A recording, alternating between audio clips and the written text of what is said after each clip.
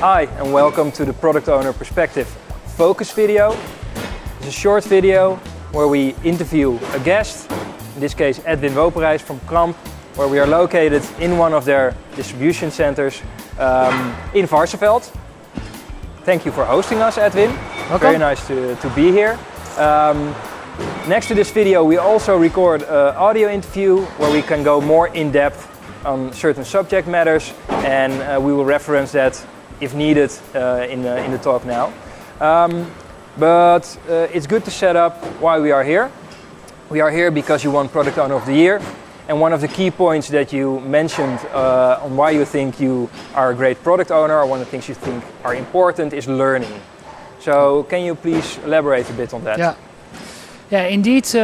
One of the things I mentioned over there is learning. When you look at Scrum Guide, it's a booklet of 22 pages, I think, and then it looks like extremely easy. Mm-hmm. I also have a lot of colleagues around me, product owners, who say, I can do it. It's not that difficult. But really mastering product ownership is quite difficult. So I'm fully convinced that you can learn every day. So one of the statements I made over there is develop yourself as a product owner, and there's always room to improve, also for a product owner. Great, and that is exactly why we are doing this kind of interviews, helping product owners spread their practical experience and the learnings to others. And I'm very grateful that you want to share your learning. And one of the things you do is you follow trainings, and there you pick up new stuff. Yeah. So please tell us. Yeah, actually the idea we're going to talk about is something what I picked up during a advanced product owner training. And we are standing next to a board. This is not a Scrum board, but this is a validated learning board. Because I think that for a development team, validation is also key. It is key because they will get more context. They will not really stop after the release. They will also see what the impact is of the release. Because in the end we are doing it to create impact. We want to change something, we want to improve something. Mm-hmm. And that doesn't stop with releasing software to production. Yeah. And this validated learning board gives the team an overview of the big things they have been working on in the different stadia, and they can also get feedback on did it really work out in practice. And I think that's important. Often people forget about that. Mm-hmm. They stop with the release. But I think for a team, also for a team to learn, to see what happens after the release. Yeah, I think that's important too, to see the full picture and to actually see whether the value that you hope you put in is delivered. Yeah, exactly. So what kind of things are on the board? I imagine you don't put every task on this. No. It's really high level. You could say it's at least epic level, sometimes even a little bit higher. Okay. So what we have is we have a couple of things here. The first thing is ideas. It's all about ideas we want to implement. Then we have the stage where we refine certain topics. Then we have the build phase where the development team builds the product or the software. Then it is ready to be released. The stage where we are measuring it real customers. Then we see if it works or not. So we really learn over there. And then in the end we can validate and we can draw conclusions. Cool. You see also limited amount of stickies over here because as you mentioned before, you don't want to have it on story level. Exactly. It's just highlighting the most important things, and we are also not looking on this board every day. We do it once a sprint, sometimes every second sprint, to see where we are. Can we already give feedback to the team on what they have developed 3-4 months ago? How did it work out in practice? Cool. And I see an extra line here with some items below. Does that mean anything? No, it's actually this is one what I'm thinking of for another team to also build it over there. So it's not when you look at this is for one team. Okay, and you're experimenting now with one team with this new idea. Exactly. And then maybe another team you can add later. Yeah. Okay, cool. And can you maybe discuss one example of the board where you can really talk about how you use it? Yeah. Yeah, I take the example of the webshop in Romania. I also mentioned it in the podcast because it's quite a good example and it's easy to explain. What we did in Romania is that we were already doing business there. We already had a webshop over there, but it was in the English language. So the idea was to see whether it would make sense to translate the webshop into the Romanian language. What we did in the past was always completely translate and then bring it to customers and then see if it works. And you can understand that you need to invest a lot of money.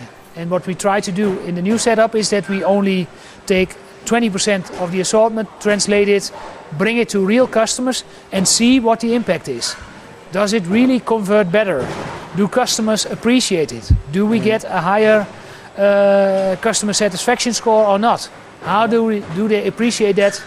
And that's something where in the past we would say to a team, please develop, implement it, and then we would stop.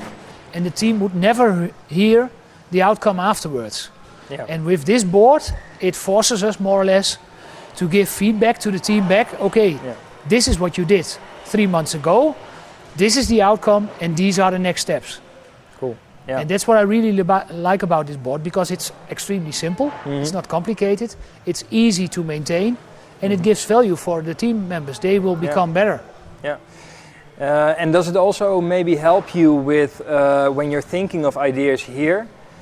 Already in this phase, think about, okay, how do we learn? How do we validate? What do we measure? Does it help in that way also? Yeah, but it's for a webshop where turnover is involved. It's obvious, but we also implement other things which are sometimes extremely difficult to measure. Yeah. So it forces you to think earlier about what are KPIs, what are we going to measure to see if the impact is there or not. Exactly, yeah. And that's actually also one of the advantages of working with such a board. Yeah, so it helps you through the entire process to really apply focus, be empirical, which is one of the things of Scrum, of course, and other Agile methods. Cool. So I think this kind of captures the essence of this board. Yeah. Is there anything else you want to share in your experience working with this board? Not specifically to this board, but I want to say something about it's all about learning and experimenting. Yeah.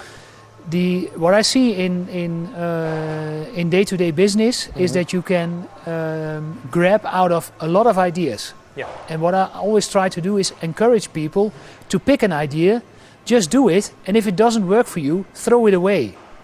Also for this one, I want to experiment. If it works and if the team is happy, then we continue. If they don't like it, then we simply throw it away. And that's the mindset I would like to see.